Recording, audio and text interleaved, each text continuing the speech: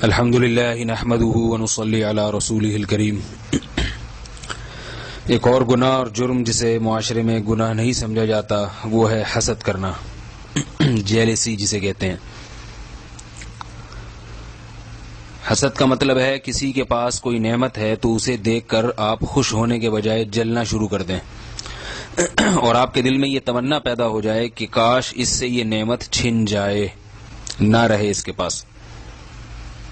یہ چیز بھی ہمارے معاشرے میں عام ہے۔ کسی بھائی کے پاس پیسہ آ جائے گا، دوست کے پاس پیسہ آ گیا تو غریب دوست اسے دیکھ کے جلنا شروع کر دیتا ہے۔ کسی کے نمبر اچھے آ گئے امتحان میں، آپ کے کسی کلاس فیلو کے، تو دل میں آپ کے جلن سی ہونا شروع ہو جاتی ہے۔ دو بھائی اکٹھے رہتے ہیں،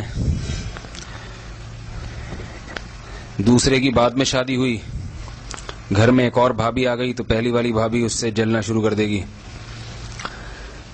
کہ بھئی اس گھر میں ایک اور کیوں۔ یہ ایک نارمل چیز ہے، بچوں میں یہ بہت ہی زیادہ ہوتا ہے حسد کا مادہ، کیونکہ ناسمجھ ہوتے ہیں، بے وقوف ہوتے ہیں، اس لیے بہت زیادہ جلتے ہیں بچے ایک دوسرے کو دیکھ دیکھ کے۔ اس سے یہ پتا چلا کہ یہ جلنا کڑنا کسی کی نعمت پر یہ بچکانہ حرکت ہے، بچوں میں یہ زیادہ ہوتی ہے۔ اگر یہ بڑوں کی حرکت ہوتی تو بچوں میں زیادہ نہ ہوتی۔ بعض دفعہ حسد صغیرہ گناہ کی فہرست میں اور بعض دفعہ حسد کبیرہ کی فہرست میں داخل ہو جاتا ہے۔ اگر آپ کے دل میں کسی کی نعمت کو دیکھ کر جلن پیدا ہوئی اور آپ نے اسے تھوڑا سا نقصان پہنچایا تو یہ صغیرہ گناہ ہے، اور زیادہ نقصان پہنچانے کی کوشش کی تو یہ کبیرہ گناہ میں داخل ہو جائے گا۔ آج کل سب کو یہ بات معلوم ہے کہ تھوڑی کوئی چیز ہے ہی نہیں۔ جو بھی کسی کو نقصان پہنچاتا ہے تو بھر کے نقصان پہنچانے کی کوشش کرتا ہے، اور حقیقت میں حسد کرنے والا اپنے ہی آپ کو نقصان پہنچاتا ہے۔ یہ جیلسی اور حسد اتنی بڑی برائی ہے کہ اس سے بڑی بڑی برائیاں جنم لیتی ہیں۔ قرآن مجید میں ہے ام یحسدون الناس علی ما آتاہم اللہ من فضل۔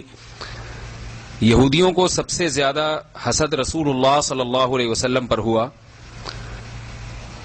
کہ ہم دنیا کے امام تھے، موسیٰ کلیم اللہ کے ماننے والے، یہ عرب کے بدو جنہیں لکھنا پڑھنا نہیں آتا، ان میں خدا نے پیغمبر کو کیوں بھیج دیا؟ تو اب ہمیں ان کو مقتدا اور رہبر ماننا پڑے گا تو ہم چھوٹے بن جائیں گے اور عرب بڑے ہو جائیں گے۔ اسی جیلسی میں، حسد میں انہوں نے ایک سچے نبی کا انکار کیا اور ہمیشہ ہمیشہ کی جہنم کے مستحق بنے۔ تو اللہ تعالیٰ نے اہل یہود اور اہل نصارہ کے اس حسد کا بھی قرآن مجید میں ذکر کیا ہے کہ یہ محمد صلی اللہ علیہ وسلم سے جلتے ہیں۔ ہاں، بہت سے ان میں ایمان بھی لائے اور بہت سے جیلسی کی وجہ سے انکار کر بیٹھے۔ تو اب سوچ لینا چاہیے کہ حسد کتنی بڑی آفت ہے کہ جس سے انسان بسا اوقات ایمان کی نعمت سے محروم ہو جاتا ہے، پیغمبروں تک کا انکار کر دیتا ہے۔ یہ اتنی بڑی برائی ہے کہ قرآن مجید میں باقاعدہ ایک سورت نازل ہوئی حاسدوں کے شر سے بچنے کے لیے۔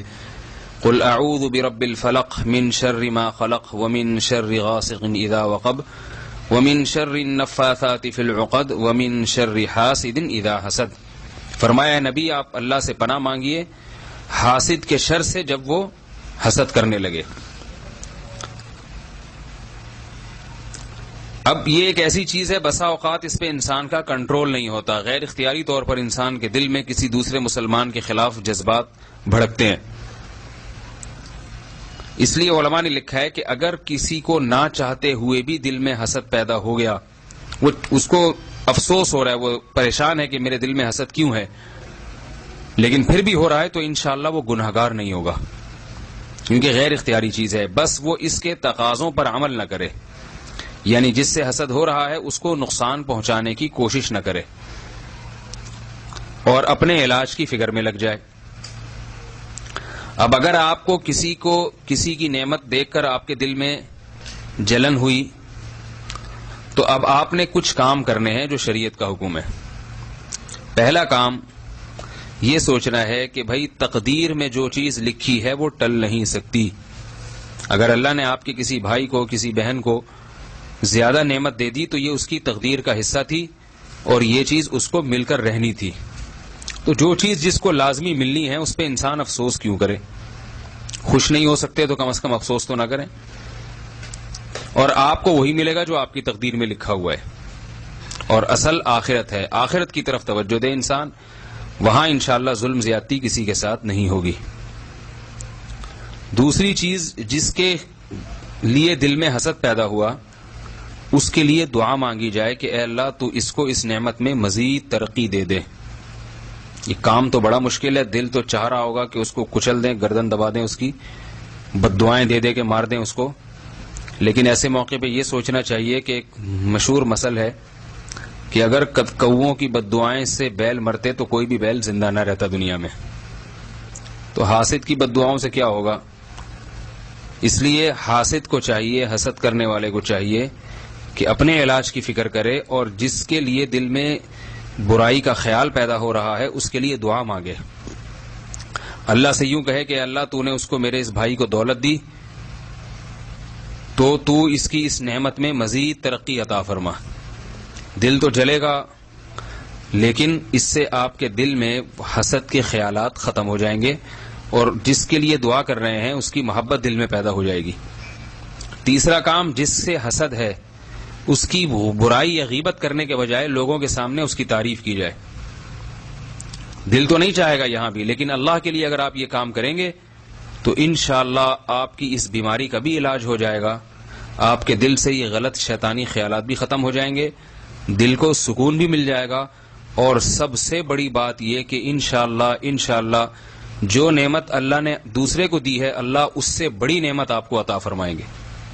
اللہ کا وعدہ ہے کہ جو اللہ کی تقدیر پر راضی رہتے ہیں، اللہ کے فیصلوں پر راضی رہتے ہیں، اللہ ان کو مزید نوازتے ہیں. لئن شکرتم لازیدنکم، اگر تم شکر کرو گے، میری تقدیر پر راضی رہو گے تو میں مزید تمہیں عطا کروں گا. تو یہ وہ کام ہیں جو کرنے چاہیے. ہمارے ہاں ایسا نہیں ہوتا. دل میں جب کسی کے بارے میں غلط خیالات آئے تو فوراً اس کی غیبتیں شروع کر دیتے ہیں، اس کو ذلیل کرنا، اس کو بدنام کرنا کہ کہیں اس کی عزت نہ ہو جائے. اور یہ سارا تقدیر پر راضی نہ رہنے کا نتیجہ ہے. انسان تقدیر پر راضی ہو کہ بھائی جو جس کو ملنا ہے اللہ نے دینا ہے تو اس کو دے دے. اب بار بار یہ یہودی کہتے تھے کہ ہمیں نبوت نہیں ملی، محمد صلی اللہ علیہ وسلم کو کیوں مل گئی؟ تو اللہ نے اس کا جواب قرآن مجید میں دیا، ہم یقسمون رحمت ربک، کیا اللہ کی رحمت تقسیم کرنے کی ٹھیکیداری تمہارے پاس ہے؟ کیا ذمہ دار تم ہو؟ تو اللہ کی دین ہے، جس کو چاہے دے دے. پھر اللہ نے قرآن میں فرمایا کہ ہم دولت جس کو چاہتے دیتے ہیں. تمہاری مرضی سے دولت تقسیم نہیں ہوتی تو نبوت کیسے تقسیم ہو سکتی ہے؟ تو حالانکہ دولت تو نبوت کی نسبت بہت ہی کم درجے کی چیز ہے. تو تقدیر پر اگر انسان راضی رہے کہ جو میری قسمت کا ہے مجھے ملے گا، جو اس کی قسمت کا ہے اسے ملے گا، تو پھر یہ فاسد خیالات انسان کے دل میں پیدا نہیں ہوتے. رسول اللہ صلی اللہ علیہ وسلم نے فرمایا، حدیث میں آتا ہے کہ لا تحاسدوا ولا تباغضوا، اے مسلمانوں ایک دوسرے سے حسد نہ کرو، بغض نہ رکھو. وکونوا عباد اللہ اخوانا، بھائی بھائی بن کے رہو، دوسرے کی خوشیوں پہ خوش ہوا کرو، پریشان نہ ہوا کرو. کتنی پیاری تعلیمات ہیں. اللہ ہم سب کو ایسا ہی صاف دل عطا فرمائے. اور ایک روایت میں آتا ہے کہ حسد نیکیوں کو ایسے کھا جاتا ہے جیسے آگ لکڑی کو کھا جاتی. پہلے ہی ہمارے اعمال میں نیکیاں کم ہیں، اوپر سے دوسروں سے جل جل کے کڑ کڑ کے اپنی نیکیاں اور برباد کریں تو یہ تو بڑے گھاٹے کا سودا ہوگا. اللہ تعالی ہم سب کو اس بیماری سے بچنے کی توفیق عطا فرمائے. وما علینا الا البلاغ.